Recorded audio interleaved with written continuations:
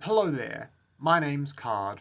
I'm a long-time progressive community organiser and activist, and here on my YouTube page I like to make simple little videos talking about all sorts of things which interest me. Today I just want to briefly talk about something that seems to be a perennial topic here on lefty YouTube, and in particular why I think most people who have ever made a video here on this topic are fairly off the mark.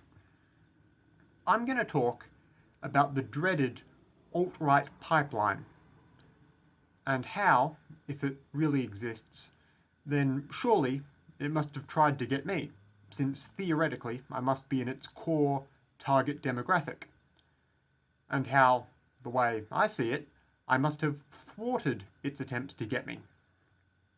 Now, when we say AltRight pipeline, what we're talking about is a mostly online phenomenon whereby typically people who look like me and who have a lot of grievances are supposedly algorithmically funneled into believing in a reactionary worldview which leads them to taking on increasingly rightward political stances, often through exposure to conservative talking heads here on YouTube or elsewhere, and through seedy, anonymous image boards like 4chan.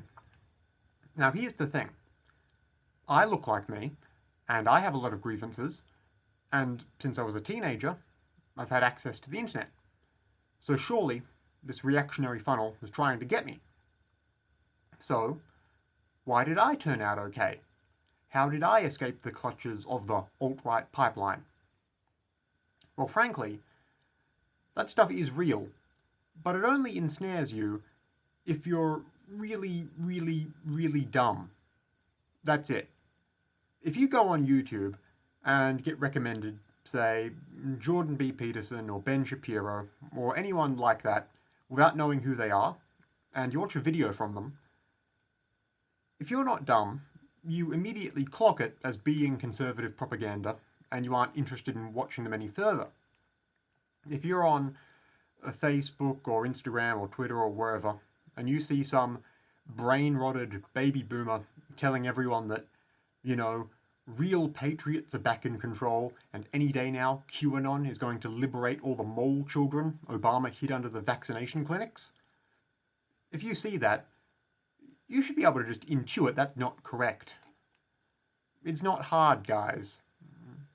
I've talked before on this YouTube page about how image boards are actually largely harmless.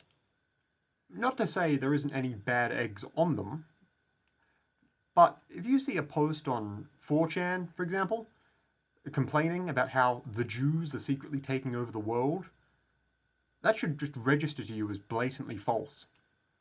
Yeah, okay, buddy, global Jewish conspiracy, and they're all secretly in on it? If that's the case, why haven't I heard about it in Temple once then, huh? Come on. Now, when I mention all this to mixed lefty groups in real life, the usual rejoinder I get is typically something along the lines of, actually, smart people can fall for conservative propaganda too, anyone can, and you shouldn't call people dumb anyways. But here's the thing. No. Only absolute fucking retards fall for this shit.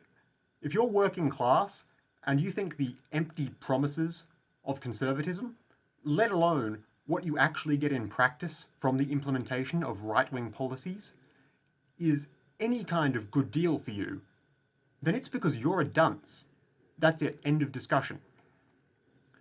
If you think otherwise, maybe because you used to be a reactionary, and you think that's proof smart people get unwittingly indoctrinated into belief systems against their will, still no. You just definitely used to be an idiot, and probably still kinda are.